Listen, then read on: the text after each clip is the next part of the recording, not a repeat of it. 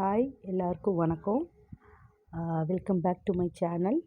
This is my second video and this is Merlina.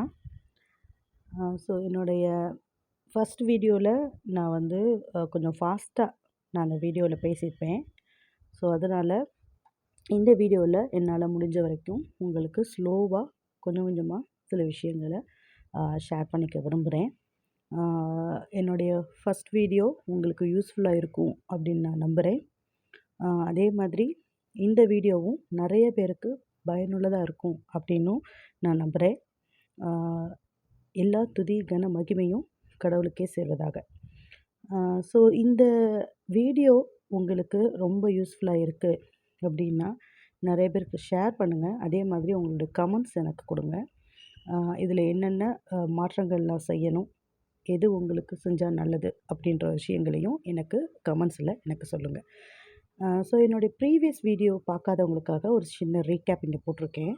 So என்னோடய previous வீடியோவில் நான் என்ன சொல்லியிருக்கேன் அப்படின்னா, டீகோடிங் அப்படின்றத டைரெக்டாக நான் சொல்லியிருப்பேன். அதாவது ஆதியாகமம் 1வது அதிகாரம் 1வது வசனம், இந்த பிகினிங் அப்படின்னு நம்ம இங்கிலீஷில் படிக்கிறோம். ஸோ அதே இதில் தமிழில் நம்ம ஆதியிலே அப்படின்னு படிக்கிறோம். அதாவது இந்த beginning God created heaven and earth. அதே இதை ஆதியிலே தேவன் வானத்தையும் பூமியும் சிருஷ்டித்தார் அப்படின்னு நம்ம படிக்கிறோம். ஆனால் அந்த ஆதியிலே இந்த பிகினிங் அப்படின்ற அந்த வார்த்தையுடைய ரூட் வேர்ட் பார்த்திங்கன்னா எபிரேய மொழி, எங்கேருந்து மொழிபெயர்க்கப்பட்டுச்சு அப்படின்றத பார்த்தோம். அந்த மொழி வந்து எபிரேய மொழி, பெரிஷிட் அப்படின்ற மொழி. ஸோ அதை நம்ம டீகோட் பண்ணுறப்ப நம்மளுக்கு என்னென்ன விடயங்கள் கிடச்சிச்சு, நம்ம ஆள் மனதில் சில நேரங்களில் குழப்பமான சூழ்நிலைகளில் ஏற்படுற சில கேள்விகளுக்கு அது பதிலாக நம்மளுக்கு கிடச்சிச்சு அப்படின்ற மாதிரி பார்த்தோம். ஸோ பொதுவாக ஒரு சின்ன விஷயந்தான், நம்மளுக்கு சில நேரங்களில் இந்த பிரபஞ்சம்னு இருக்கே அதில் யார் இருக்கா, அவர் எப்பேற்பட்டவர் அப்படின்ற விஷயங்களுக்கெல்லாம் நம்ம இந்த டீகோடிங் பண்ணுற மூலயமா நிறைய விடயங்கள் கிடச்சிச்சு, ஆதாரபூர்வமான விடயங்கள் கிடச்சிச்சு. ஸோ பிரபஞ்சத்தில் இருப்பவர் கடவுள், அவர் எப்படிப்பட்டவர், அவர் சர்வ வல்லமை உள்ளவர், அவர் என்ன செஞ்சார், 2 விஷயங்களை இணைத்தார். என்ன 2 விஷயம்? தேவனையும் மனிதனையும் இணைத்தார் அப்படின்னு பார்க்குறோம். யார் மூலிமா? இயேசு கிறிஸ்து மூலிமா. எதுக்காக? நம்முடைய பாவங்கள்லேருந்து நம்ம விடுவிக்கிறதுக்காக. ஸோ இந்த காரியங்கள் எல்லாம் நம்ம ப்ரீவியஸ் வீடியோவில் பார்த்தோம். ஸோ இந்த வீடியோவில் நம்ம என்ன பார்க்க போகிறோம் அப்படின்னா, டீகோடிங்னா என்ன? ஏன்னா நான் டைரெக்டாக டீகோடிங்குள்ளே போயிட்டேன்.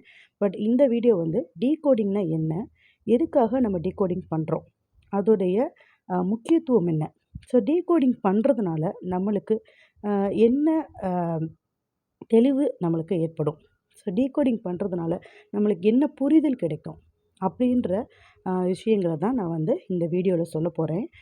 முக்கியமாக இந்த டீகோடிங் அப்படின்னு டைரெக்டாக போகாமல் அதுக்கு சில எக்ஸாம்பிள்ஸ் நான் கொடுக்க போகிறேன். ஒரு 2 எக்ஸாம்பிள் இந்த வீடியோவில் நான் ஷேர் பண்ணுறேன்.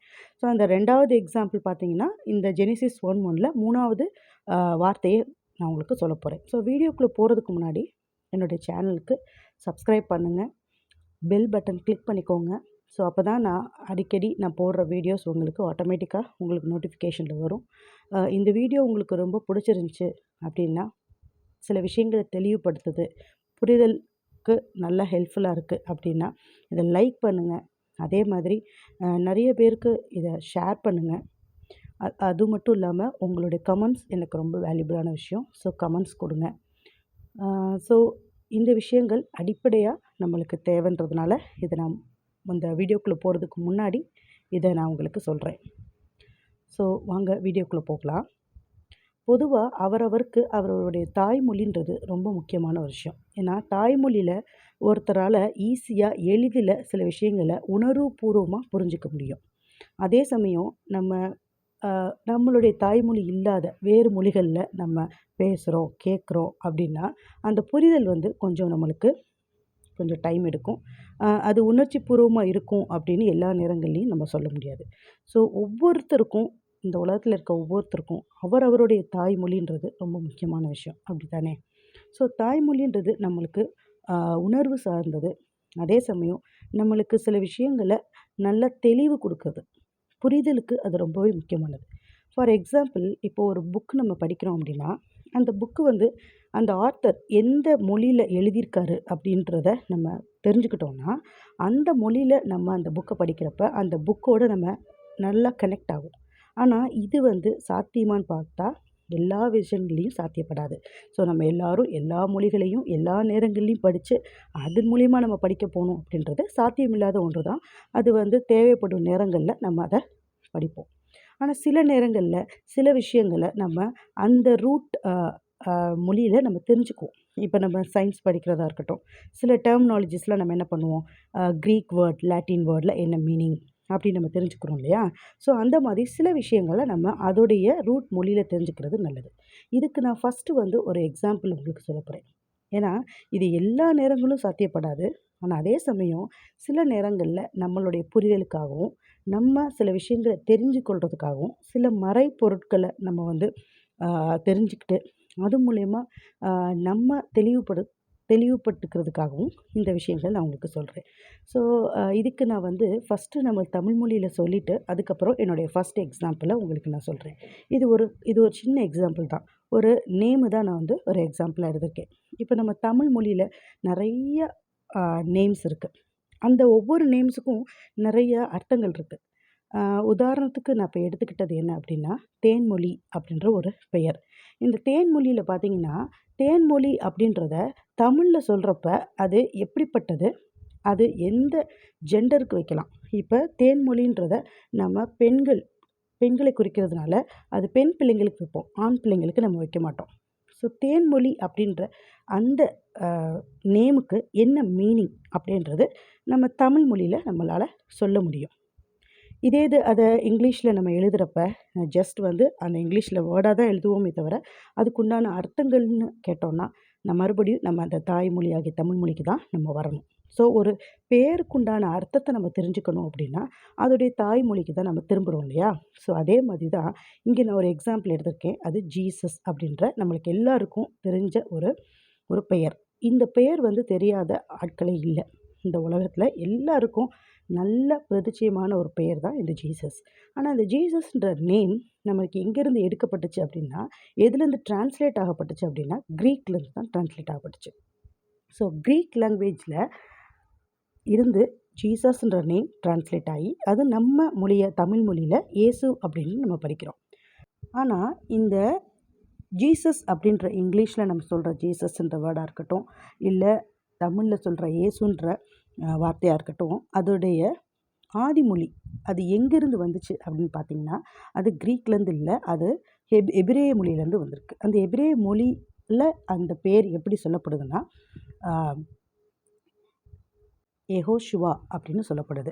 இங்கே நான் மேலே உங்களுக்கு பேலியோ ஸ்கிரிப்ட்ஸில் உங்களுக்கு கொடுத்துருக்கேன். அந்த யெகோஷுவா அப்படின்ற அந்த வார்த்தையை, அந்த நேமை தான் நம்ம பல மொழிகளில் சொல்லிகிட்ருக்கோம். உலகத்தில் இருக்க எவ்வளோ மொழிகள் இருக்குது. ஒவ்வொரு மொழிகள்லேயும் ஜீசஸ்ன்னு சொல்கிறதா இருக்கட்டும், இல்லை இயேசுன்னு சொல்கிறதா இருக்கட்டும், இன்னும் நிறைய மொழிகளில் சொல்கிற அந்த வார்த்தை முதலாவது எப்படி சொல்லப்பட்டுச்சு அப்படின்னா யெகோஷுவா அப்படின்ட்டு எபிரேய மொழியிலேருந்து தான் எடுக்கப்பட்டது. அதோடைய ரூட் வேர்ட் யெகோஷுவா. ஆனால் நம்ம சொல்கிறது ஜீசஸ் அப்படின்னு பார்க்குறோம். இருக்கட்டும், அதில் எந்த தவறும் கிடையாது. ஆனால் அதோடைய அர்த்தத்தை நம்ம தெரிஞ்சுக்கணும் அப்படின்னு நினச்சோம்னா நம்ம ஹீப்ரூக்கு தான் போயாகணும். ஸோ ஜீசஸ்ன்றக்க எழுத்துக்களில் GESUS அப்படின்னு இங்கே நான் கொடுத்துருக்கேன் இல்லையா? ஸோ இந்த எழுத்துக்களில் எந்த ஒரு மீனிங்கும் இல்லை, எந்த மெசேஜும் நம்மளுக்கு கன்வே ஆகலை. ஆனால் அதோடைய தாய்மொழியாகிய எபிரேய மொழியில் பார்க்குறப்ப யெகோஷுவா அப்படின்ற வேர்டை நம்ம யெகோஷுவா அப்படின்னு பிரிக்கிறோம். எப்படி தேன் மொழின்னு நம்ம பிரித்தோமோ அதே மாதிரி யெகோஷுவா அப்படின்னு பிரிக்கப்படுது. ஸோ யெகோஷுவா அப்படின்ற அந்த வார்த்தைக்கு அர்த்தம் இருக்குது, ஆனால் அதில் ஒரு மெசேஜ் இருக்குது. ஆனால் இங்கிலீஷில் நம்ம சொல்கிற ஜீசஸ்ன்றதுக்கு மீனிங் இல்லை. அது நம்ம ரூட் வேர்ட்லேருந்து தான் நம்ம எடுக்க முடியும். இங்கே உங்களுக்கு ஒரு பிக்சர் காமிச்சிருக்கேன். அதில் இயேசு, ஜீசஸ், யெகோஷுவா அப்படின்னு 3 கம்பேர் பண்ணியிருக்கேன். ஸோ இங்கே நீங்கள் பார்க்குறப்ப இதை நீங்கள் நல்லா ஜூம் பண்ணி பாருங்கள். ஸோ இதில் பார்க்குறப்ப யெகோஷுவாவுக்கு யெகோ அப்படின்றதுக்கு என்ன மீனிங் வருதுன்னா, யாவே அப்படின்னு ஒரு கடவுளை குறிக்கும் ஒரு நேமுக்குண்டான ஷார்ட் ஃபார்ம் தான் யெகோ அப்படின்றது சொல்லப்படுது. அதே மாதிரி ஷுவா அப்படின்றது என்னென்னா தேவன் நம்மளுக்கு சகாயர், சால்வேஷன். யெகோஷுவா அப்படின்ற வேர்டுக்கு மீனிங் ஷுவான்றதுக்கு salvation. So God is salvation, Yahweh is a salvation. So இதுதான் அந்த பெயருக்கு உண்டான அர்த்தம். இப்போ நீங்கள் பார்த்தீங்கன்னா ஜீசஸ்ன்னு சொல்கிறதா இருக்கட்டும், இயேசுன்னு சொல்கிறதா இருக்கட்டும், இந்த அர்த்தம் உள்ளே வராது. இது ஒரு புரிதலுக்காக இந்த ஒரு பிக்சர் உங்களுக்கு கொடுத்துருக்கேன். இது எல்லா கிறிஸ்தவர்களுக்கும் தெரியும். ஆனா தெரியாதவருக்காக கொடுத்துருக்கேன். இந்த ஹோலி பைபிள் இருக்கு இல்லையா? அது வந்து 2 விதமா பிரிக்கப்படுது. Old testament and new testament. So அந்த ஓல்ட் டெஸ்டமென்ட் புக்ஸ் வந்து பார்த்தீங்கன்னா, அதிகமா எழுதப்பட்டது, முக்கியமா எழுதப்பட்டது எபிரேய மொழியிலயும், சில புக்ஸ் வந்து அராமிக் மொழியிலயும் எழுதப்பட்டு, அதுலேருந்து டிரான்ஸ்லேட் ஆகி தான் நம்மளுக்கு கொடுத்துருக்காங்க. அதே மாதிரி நியூ டெஸ்டமென்ட் பார்த்தீங்கன்னா, கிரீக் வேர்ட்ஸ்லேருந்து லாங்குவேஜ்லேருந்து எழுதப்பட்டு, அதுலேருந்து டிரான்ஸ்லேட் பண்ணி தான் நம்ம மொழியில கொடுத்துருக்காங்க. ஸோ நம்மக்கிட்ட இருக்கிற எல்லாமே டிரான்ஸ்லேட்டட் வெர்ஷன்ஸ் தான். அதில் ஆனால் தவறு கிடையாது. ஆனால் அதில் காட்டிலும் அந்த ஒரிஜினல் ஸ்கிரிப்ட்ஸில் இன்னும் அதிகமான ஆழமான கருத்துக்கள் இருக்கும். ஏன் நம்ம டீகோடிங் பண்ணுறோன்னா, ஒரு வார்த்தை எங்கே உபயோகப்பட்டிருக்கோ, அந்த வார்த்தை எதுக்காக, என்ன காரணத்துக்காக அங்கே கொடுக்கப்பட்டிருக்கு அப்படின்றத, அந்த மொழி எந்த மொழியில எழுதப்பட்டுச்சோ, அந்த மொழியில நம்ம படிக்கிறப்ப இன்னும் புரிதல் நம்மளுக்கு அதிகமாக இருக்கும். ஆனால் அதுக்காக எல்லாருமே ஹீப்ரு படிச்சுட்டு தான் பைபிள் படிக்கணுன்ற அவசியம் கிடையாது. ஆனால் அதே சமயம் ஒரு இன்ட்ரெஸ்ட்டோட நம்ம இந்த ஹீப்ரு டீகோடிங் பண்ணுறப்ப, நம்மளுக்கு நிறைய விஷயங்கள், மறைஞ்சிருக்கிற சில விஷயங்கள் நமக்கு வெளிப்படுது. ஸோ அதுக்காக நம்ம படிக்கிறோம். இப்போ நம்ம ஒரு எக்ஸாம்பிள் பார்த்தோம் இல்லையா? ஜீசஸ் அப்படின்ற வேர்டுக்கே நம்ம டக்குன்னு சொன்னால் நம்மளுக்கு சொல்ல வராது மீனிங். ஆனால் யெகோஷுவான்னு சொல்கிறப்ப அது காட் இஸ் சால்வேஷன் நம்ம சொல்கிறோம். ஸோ எபிரேய மொழிகள்லையும் பார்த்தீங்கன்னா, ஒவ்வொரு எழுத்துக்களுக்கும் ஒவ்வொரு அர்த்தங்கள் இருக்குது. அந்த அர்த்தங்கள் எந்த காலகட்டத்தில், எந்த சூழ்நிலைக்காக உபயோகப்படுத்தப்பட்டுச்சு அப்படின்னு நம்ம தெரிஞ்சுக்கிறதுனால சில விடயங்கள் நம்மளுக்கு கிடைக்கும். ஆனால் எல்லாரும் இந்த டீகோடிங் பண்ணணுன்ற அவசியம் கிடையாது. ஆனால் டீகோடிங்கிறது ரொம்ப முக்கியமான விஷயம். ஸோ டீகோடிங் பண்ணுறது எல்லாராலேயும் முடியாதுன்றது கிடையாது. ஆனால் டீகோடிங் பண்ணுறவங்க நிறையா விஷயங்களை ரொம்ப மனசில் வச்சுக்கணும். முதலாவது, டீகோடிங்கிறது வந்து நம்மளா சுயமாக செய்ய முடியாது. அது பரிசுத்த ஆவியானவருடைய துணையோட, தேவனுடைய வழிநடத்துதலோட நம்ம செய்யணும்.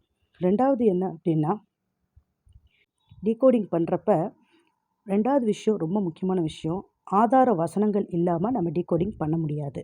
ஸோ நம்ம எந்த ஒரு லெட்டரையும் நம்ம டீகோட் பண்ணுறோன்னா, அதுக்கு ஆதார வசனம் பைபிளில் இருக்கணும். அப்படி இல்லைன்னா அந்த டீகோட் பண்ணுற அர்த்தம் வந்து அங்கீகரிக்கப்படாது. இது 2வது விஷயம். 3வது விஷயம், எபிரேய எழுத்து வந்து வலதுலேருந்து இடதுபுறமாக நம்ம படிக்கிற மாதிரி இருக்கும். ஸோ அந்த விஷயமும் நம்ம மைண்டில் ரொம்ப முக்கியமாக வச்சுருக்கணும். இப்போ நம்ம செகண்ட் எக்ஸாம்பிள் நம்ம பார்க்க போகிறோம். ஸோ செகண்ட் எக்ஸாம்பிளும் ஜஸ்ட் ஜீசஸ் அப்படின்ற ஒரு நேம் மாதிரி தான். இதையும் நான் பொதுவாக எடுத்திருக்கேன். ஸோ பொதுவான எடுத்துக்காட்டு எதுக்காக எடுக்கிறேன்னா, புரிதலுக்காக தான் எடுக்கிறேன். ஸோ 2வது எக்ஸாம்பிள் பார்த்தீங்கன்னா, ஜெனிசிஸ் 1:1ல் இருக்கிற 3rd லெட்டர். என்னுடைய ஃபஸ்ட் வீடியோவில் ஃபஸ்ட் லெட்டர் சொல்லியிருக்கேன். பட் இது வந்து 3rd லெட்டர். அதுதான் வந்து காட்.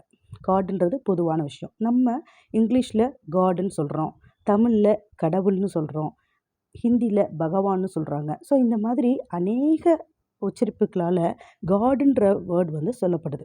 உலகத்தில் இருக்க பல மொழிகள் பல்வேறு விதங்களில் காடுன்றதை உச்சரிக்கிறாங்க. ஆனால் காடுன்னு எவ்வளோ விதங்களில் உச்சரித்தாலும் அது காடை தான் குறிக்கும். பகவான்னு சொன்னாலும் அது கடவுளை தான் குறிக்கும். கடவுள்னு சொன்னாலும் அது கடவுளை தான் குறிக்கும். காடுன்னு சொன்னாலும் கடவுளை தான் குறிக்கும். ஸோ இதில் எந்த மாற்றமும் இல்லை. இது நம்ம எல்லாருக்குமே தெரிஞ்சது தான். அதனால எந்த மாற்றமும் கிடையாது. ஆனால் ஏன் பர்ட்டிகுலராக நம்ம ஸ்பெசிஃபிக்காக நம்ம பார்க்கணும் அப்படின்ற விஷயம் ரொம்ப முக்கியமான விஷயம். ஃபார் எக்ஸாம்பிள், கடவுள்னு தமிழில் எடுத்துக்கிட்டிங்கன்னா, அதை கட், அல் அப்படின்னு பிரிக்கிறாங்க. ஸோ கட்டுன்றது என்ன அப்படின்னா, மறைக்கப்பட்ட ஒரு பொருள். அல்லுன்றது வந்து என்னென்னா, வெளிப்படுத்தப்படும் பொருள். ஸோ மறைக்கப்பட்ட ஒரு சக்தி பின்னர் வெளிப்படுத்தப்படுகிறது. அதை தான் கடவுள் அப்படின்னு தமிழில் விளக்கம் கொடுக்குறாங்க. இன்னும் சில பேர் வந்து கடவுள், அதாவது நம்மளுக்குள் கடந்து இருப்பவர், கடந்து செல்லப்பட்ட ஒருவர், அதாவது கடவுள் நம்மளுக்குள் இருப்பவர் அப்படின்னு தமிழில் விளக்கம் கொடுக்குறாங்க.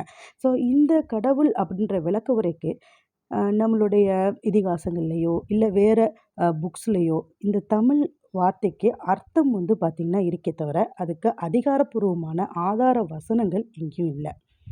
ஸோ இது நம்ம மைண்டில் வச்சுக்கணும். ஸோ நம்ம தமிழ் எழுத்துக்கள் பார்த்திங்கன்னா, உயிர் எழுத்துக்கள், மெய் எழுத்துக்கள், உயிர்மெய் எழுத்துக்கள், ஆயுத எழுத்து, இப்படி பல எழுத்துக்கள் இருக்கு இல்லையா? ஸோ அதே மாதிரி ஹீப்ருவில் பார்த்திங்கன்னா 22 எழுத்துக்கள் இருக்குது. மொத்தமே 22 எழுத்துக்கள் தான் இருக்குது. அந்த மொத்த 22 எழுத்துக்களுக்கும் ஒவ்வொரு எழுத்துக்கும் ஒவ்வொரு பெயர் இருக்குது. ஃபார் எக்ஸாம்பிள், ஃபஸ்ட் எழுத்து பார்த்திங்கன்னா ஆலேஃப், 2வது எழுத்து பார்த்திங்கன்னா பெத். ஸோ இந்த மாதிரி டவ் வரைக்கும் இருக்குது. ஸோ இந்த எழுத்துக்களுக்கும் ஒவ்வொரு எழுத்துக்களுக்கும் ஒரு அர்த்தங்களும் இருக்குது. பல அர்த்தங்கள் இருக்குது. ஒரு எழுத்துக்கே பல அர்த்தங்கள் இருக்குது. ஸோ இதை நம்ம புரிஞ்சுக்கணும்.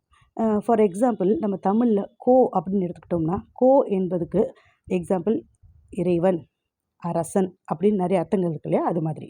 ஸோ இந்த எபிரேய எழுத்தை நம்ம தெரிஞ்சுக்கிறதுக்கு முன்னாடி அது எப்படி இருக்குது அப்படின்னு பார்த்தோம்னா, எபிரேய எழுத்துக்களும் ஒவ்வொரு காலகட்டங்களிலும் வேறு வேறு விதமாக அவங்க பேசியிருக்காங்க. ஆனால் இப்போ இருக்கிற இஸ்ரேலில் பேசப்படுற எபிரேய மொழி எப்படின்னா மாடர்ன் ஹீப்ரூ. ஆனால் அதுக்கும் முன்னாடி பேசப்பட்டது இப்படி தான் வந்து அதோடைய ஹிஸ்ட்ரி இருக்குது. ஸோ நம்ம டீகோடிங்கில் யூஸ் பண்ணுறது வந்து பேலியோ ஹீப்ரூ. இந்த மாடர்ன் ஹீப்ரூக்கும் பேலியோ ஹீப்ரூக்கும் என்ன டிஃப்ரென்ஸ்னால், மாடர்ன் ஹீப்ரூவில் வவல்ஸ் ஆட் பண்ணியிருப்பாங்க. அதாவது நிக்குட் அப்படின்னு சொல்லப்படுற வவல்ஸ் ஆட் பண்ணியிருப்பாங்க. நீங்கள் இந்த பிக்சரில் பார்த்தீங்கன்னா கீழே வந்து டாட்ஸ் இருக்கும், டேஷஸ் இருக்கும். ஸோ இதை ஆட் பண்ணியிருப்பாங்க. பட் பேலியோ ஹீப்ரூவில் அது இருக்காது. ஸோ இந்த பிக்சரில் ரொம்ப முக்கியமான விஷயங்கள் நான் ஏற்கனவே இந்த வீடியோவில் முன்னாடி சொன்ன விஷயங்கள் தான் இங்கே நான் கொடுத்துருக்கேன். ஸோ டீகோடிங்கிறது ரொம்ப முக்கியமான விஷயம். அதை எல்லாராலையும் பண்ணுறதுன்றது கஷ்டம் கிடையாது. பட் வந்து டெடிகேஷன் வேணும். அதே சமயம் கடவுளுடைய வழிநடத்துதல் வேணும், கிருபை வேணும். அவருடைய அறிவோடு தான் நம்ம செய்யணும். அதே மாதிரி நம்ம இந்த 3 விஷயங்கள், இது நான் கொடுக்கப்பட்டிருக்க அந்த 4 விஷயங்களும் நீங்கள் பொறுமையாக ஸ்டாப் பண்ணி படித்து பாருங்கள். நான் நல்லா எளிதில் புரியணும், தமிழில் புரியணுன்றதுக்காக தமிழ்லேயே நான் உங்களுக்கு கொடுத்துருக்கேன். ஸோ இந்த விஷயங்களை மனசில் கொண்டு தான் நம்ம வந்து என்ன பண்ணணும், டீகோடிங் பண்ணணும். முக்கியமாக ஆதார வசனம். எந்த ஒரு இப்போ ஃபார் எக்ஸாம்பிள் ஆலேஃப்னு எடுத்துக்கிட்டோன்னா, அந்த ஆலேஃபுக்கு கிரியேட்டர்னால் அந்த கிரியேட்டருக்கு நம்ம ஏன் சொல்கிறோன்றதுக்கு ஆதார வசனம் எடுக்கணும். சரி வாங்க, ஜெனிசிஸ் 3வது வார்த்தையை நம்ம பார்க்கலாம்.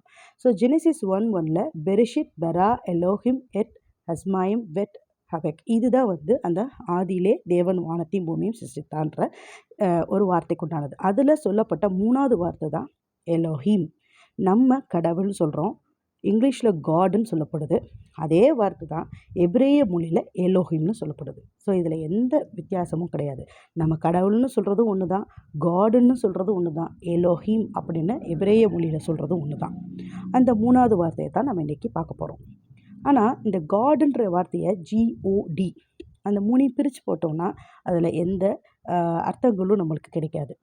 இப்போ நம்ம கடவுளுக்கு எக்ஸாம்பிள் பார்த்தோம், தமிழில் கடவுள் அப்படின்றதுக்கு பார்த்தோம். அது வந்து அர்த்தம் கொள்ளுது, ஆனால் அதே சமயம் அதுக்கு ஆதார வசனங்கள் இல்லை. ஏதாவது ஒரு ஆதார வசனங்கள் நம்மளுக்கு வேணும். ஆனால் அந்த எலோஹீம் அப்படின்னு சொல்கிற கடவுள் அப்படின்ட்டு சொல்கிற காட் அப்படின்னு சொல்லப்படுற இந்த ஒரே வார்த்தை தான் நிறைய அர்த்தங்களை கொடுக்க போகுது. ஏன்னா இது ஆதி மொழியாகிய எபிரேய மொழியிலேருந்து வந்தனால அதுக்கு உள்ளே அடங்கி இருக்கிற மறைப்பொருளையும் அதுக்கு உள்ளே இருக்கிற விடயங்களையும் தான் நம்ம பார்க்க போகிறோம். ஸோ எலோஹிம் அப்படின்னு நம்ம பார்க்க போகிறது என்னமோ நம்ம எபிரேய மொழியை படிக்க போகிறோன்றது கிடையாது. பொதுவாக நம்ம வழக்க சொல்ல நம்ம எல்லாரும் உபயோகப்படுத்துகிற காடுன்ற கடவுள்ன்ற ஒரு வார்த்தையை தான் நம்ம படிக்க போகிறோம். ஸோ எலோஹிம்ன்றது வேறு மொழி கிடையாது. ஸோ எலோஹிம் அப்படின்னு பார்த்தீங்கன்னா அதில் 5 லெட்டர்ஸ் இருக்குது, 5 லெட்டர்ஸ் இருக்குது. ஸோ அந்த லெட்டர்ஸ் தான் இங்கே கொடுத்துருக்கேன். ஸோ நான் ஏற்கனவே சொன்ன மாதிரி ஒவ்வொரு லெட்டர்ஸுக்கும் ஒவ்வொரு அர்த்தங்கள் இருக்குது.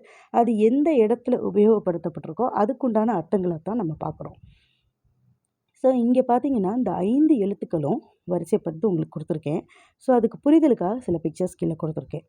இந்த பிக்சர்ஸ் எல்லாமே ஜஸ்ட்டு ஒரு அண்டர்ஸ்டாண்டிங்காக தானே தவிர இதுவே உங்களுக்கு இது கிடையாது. ஸோ இது உங்களுக்கு ஜஸ்ட் அண்டர்ஸ்டாண்டிங்காக நீங்கள் படிச்சுக்கோங்க. ஸோ இதில் பார்த்தீங்கன்னா ஆலேஃப், லாமேட், ஹே, அதுக்கப்புறம் யோத், அதுக்கப்புறம் மெம். ஸோ இந்த லெட்டர் சேர்ந்தது தான் எலோஹீம். ஸோ முதலாவது எழுத்து பார்த்தீங்கன்னா ஆலேஃப். இந்த ஆலேஃப் வந்து எதை குறிக்குது அப்படின்னா கிரியேட்டர் அப்படின்னு குறிக்குது. இது நம்மளுக்கு தெரிஞ்ச விஷயம் தானே. கடவுள்ன்றது காட் இஸ் அ கிரியேட்டர். ஆனால் அந்த காட் இஸ் த கிரியேட்டர் அப்படின்றதுக்கு ஆதார வசனம், அந்த ஆதார வசனம் தான் இங்கே நம்ம பார்க்குறோம். ஆலேஃப் வந்து கிரியேட்டரை குறிக்குதுன்னா அதுக்குண்டான ஆதார வசனத்தை தான் இங்கே நான் கொடுத்துருக்கேன். ஸோ இதை நீங்கள் பாஸ் பண்ணி நீங்கள் ரீட் பண்ணி பாருங்கள்.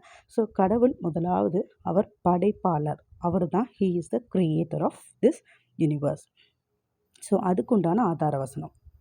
ஸோ காட் நம்ம வந்து ஜென்ரலாக ஹீ இஸ் த கிரியேட்டர் அப்படின்னு சொல்கிறத காட்டிலும் அந்த காடுன்ற எலோஹிம் அப்படின்ற வார்த்தைக்குள்ளே அவர் கிரியேட்டராக இருக்கிறாரு அப்படின்னு சொல்கிறப்ப அது எவ்வளோ விதமான ஒரு அற்புதமான விஷயம். 2வது பார்த்தீங்கன்னா லாமேட் அப்படின்ற வார்த்தைக்கு என்ன அர்த்தம் அப்படின்னா அதிகாரம், அத்தாரிட்டி அப்படின்னு சொல்லப்படுது. ஸோ கடவுள் வந்து எல்லாவற்றுக்கும் அதிகாரி. அவர்கிட்ட தான் எல்லா அதிகாரங்களும் இருக்குது அப்படின்னு நம்மளுக்கு ஜென்ரலாகவே தெரியும். ஆனால் இந்த ஆதார வசங்கள் மூலிமா அது இன்னும் நிரூபிக்கப்படுது. ஸோ எலோஹிம் அப்படின்ற வார்த்தைக்குள்ளே இருக்கிற 2வது எழுத்து பார்த்திங்கன்னா எதை குறிக்குது? தேவன் அதிகாரமுடையவராக இருக்கிறார் அப்படின்றத குறிக்குது. அந்த அதிகாரமும் எங்கே இருக்குது? வானத்திலும் சரி, வானத்தின் கீழேயும் சரி, பூமியிலும் சரி. அது மட்டும் இல்லை, நம்ம மேலேயும், நம்ம ஒவ்வொருத்தர் மேலேயும் அவருக்கு அதிகாரம் இருக்குது. நம்மளுடைய பாடிக்கும் சரி, நம்மளுடைய சோலுக்கும் சரி, எல்லாவற்றுக்கும் அதிகாரமுடையவர் யாருன்னா அது கடவுள் மாத்திரமே. அதில் எந்த மாற்று கருத்து கிடையாது. ஸோ அப்போ இந்த ஆதார வசனங்கள் மேற்கொண்டு நம்மளுக்கு உறுதிப்படுத்துது. ஸோ எலோஹிம் அப்படின்ற 2வது லெட்டரில் பார்த்தீங்கன்னா அதிகாரமுடையவராய் கடவுள் நம்மளுக்கு வெளிப்படுறாரு. முதல் வார்த்தையில் அவர் கிரியேட்டராக வெளிப்படுறாரு. 2வது வார்த்தையில் அவர் அதிகாரமுடையவராக நம்மளுக்கு வெளிப்படுறாரு. இது எவ்வளோ பெரிய ஒரு நல்ல ஒரு விஷயம் இல்லையா? நம்ம இது கொஞ்சம் புதுசாகவும் இருக்கும், தெரிஞ்சுக்கிறதுக்கு ரொம்ப ஆர்வமாக இருக்கும். அப்படி தானே? ஸோ இந்த ஆதார வசனங்களை கொஞ்சம் பாஸ் பண்ணியே நீங்கள் படிங்க. ஸோ அடுத்து பார்த்தீங்கன்னா 3வது வார்த்தை. 3வது வார்த்தை என்ன அப்படின்னா 3வது லெட்டர், வார்த்தைன்னு சொல்லிட்டேன், லெட்டர். ஸோ 3வது லெட்டர் பார்த்தீங்கன்னா ஹே. ஸோ அந்த ஹே எதை குறிக்குது அப்படின்னா அது கிரேஸை குறிக்குது. ஸோ கடவுள் எப்படிப்பட்டவர்? நம்ம பொதுவாக எல்லாரும் சொல்லலாம், கடவுள் கருணையுள்ளவர், இரக்கமுள்ளவர். ஆனால் அந்த கடவுள்ன்ற வார்த்தைக்குள்ளே அவர் அதை விளங்க பண்ணுகிறார் அப்படின்றது எவ்வளோ பெரிய விஷயம். அந்த எலோஹிம் அப்படின்ற அந்த வார்த்தையுடைய 3வது லெட்டர் பார்த்தீங்கன்னா அது எதை குறிக்குது? கிரேஸை குறிக்குது. So God is grace.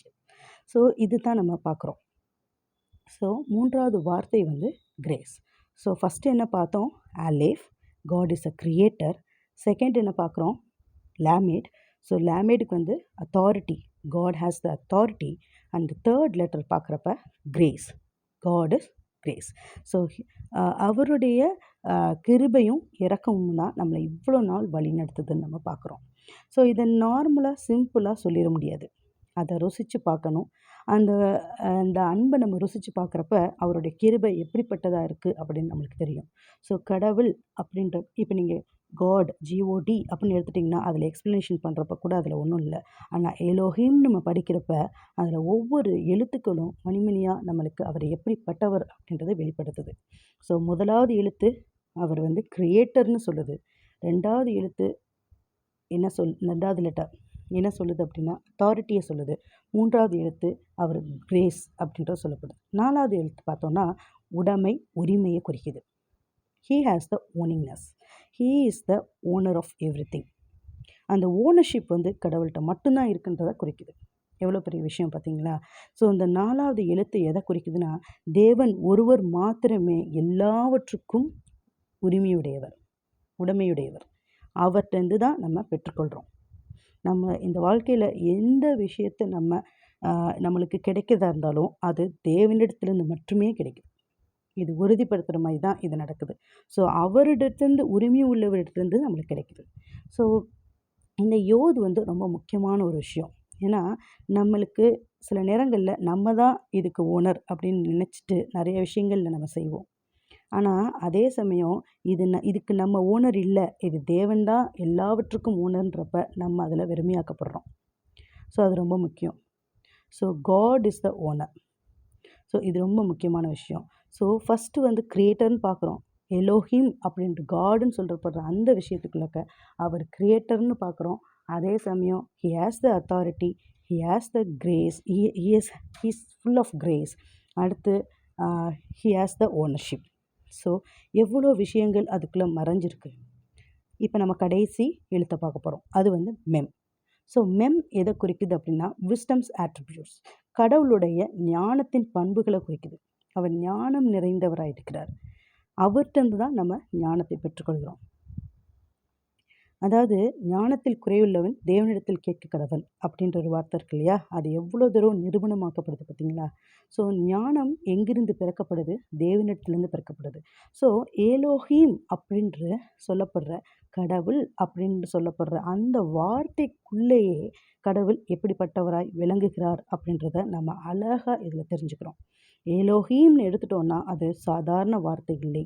கடவுள் அப்படின்னு நம்ம சொல்கிறது காடுன்னு சொல்கிறது எலோஹிம்ன்ற வார்த்தை சாதாரண வார்த்தை இல்லை. அதுக்குள்ளாக கடவுள் வெளிப்படுகிறார். கடவுள் எப்படிப்பட்டவராக இருக்கிறார் அப்படின்றது அந்த எலோஹிம்ன்ற வார்த்தைக்குள்ளே இருக்குது. நம்ம எலோஹிம்னு சொன்னாலும் ஒன்று தான், காடுன்னு சொன்னாலும் ஒன்று தான், கடவுள்னு சொன்னாலும் ஒன்று தான். ஆனால் அதை ஐடென்டிட்டி பண்ணப்படுறது அந்த எலோஹிம் அப்படின்ற வார்த்தைக்குள்ளே. ஏன் இதை சொல்கிறேன்னா, ஏன் இது இங்கே பெரிய மேட்டராக இருக்குது அப்படின்னா, தன்னுடைய ஐடென்டிட்டியை யாரும் இன்னொருத்தவங்களுக்கு விட்டு கொடுக்க மாட்டாங்க. முக்கியமாக தேவன் குறிப்பிட்ட விஷயத்த சொல்கிறாரு, என்னோட ஐடென்டிட்டியை நான் யாருக்கும் விட்டு கொடுக்க மாட்டேன் அப்படின்னு ஸ்பெசிஃபிக்காக சொல்கிறாரு. ஸோ அப்படி பார்க்குறப்ப இந்த ஐடென்டிட்டி ரொம்ப முக்கியமாகப்படுது. அதாவது இப்போ நம்ம எடுத்துக்கோங்களேன், நம்ம வீட்லேயுமே நம்மளுக்கு பதிலாக இன்னொருத்தவங்கள கொண்டு வந்து வைக்கிறப்ப நம்மளுக்கு கொடுக்குற எல்லா ஐடென்டிட்டியும் நம்ம மாதிரியான உருவத்துக்கு கொடுத்தா கூட நம்மளுக்கு அதை எடுத்துக்கொள்ள மாட்டோம் இல்லையா? ஸோ அதே மாதிரி தான் ஏலோஹிம்ன்ற வேர்டு தான் கடவுளை குறிக்கிறது. அது காடை குறிக்கிறது. ஸோ காடுன்னு சொன்னாலும் ஒன்று தான், கடவுள்னு சொன்னாலும் ஒன்று தான். ஆனால் ஏலோஹிம்ன்றது அதை விட சிறப்பானது, மகிமையானது. ஸோ அதனால தான் நான் இந்த டீகோடிங் எதுக்காக முக்கியத்துவப்படுத்துகிறேன்னா, இப்போ என்னைய மெர்லினா அப்படின்னு சொல்கிறத காட்டிலும் என்னைய வேறு பேர்கள் சொல்லி கூப்பிட்றத எனக்கு விருப்பமாக இருக்காது. அதுதான் எலோஹிம்னு சொல்கிறோம்னா அது கடவுளை டைரெக்டாக சொல்கிறோம். எலோஹிம்னு சொல்கிற வார்த்தைக்குள்ளேயே அவர் எல்லாமுமாயும் அடங்கியிருக்கார். இது எவ்வளோ பெரிய விஷயம். ஸோ இந்த வீடியோ உங்களுக்கு பயனுள்ளதாக இருக்கும் அப்படின்னு நான் விசுவாசிக்கிறேன். தேங்க்யூ ஃபார் வாட்சிங். இது உங்களுக்கு பயனுள்ளதாக இருந்துச்சுன்னா மற்றவங்களுக்கும் ஷேர் பண்ணுங்கள். இந்த சேனலுக்கு சப்ஸ்கிரைப் பண்ணுங்கள்.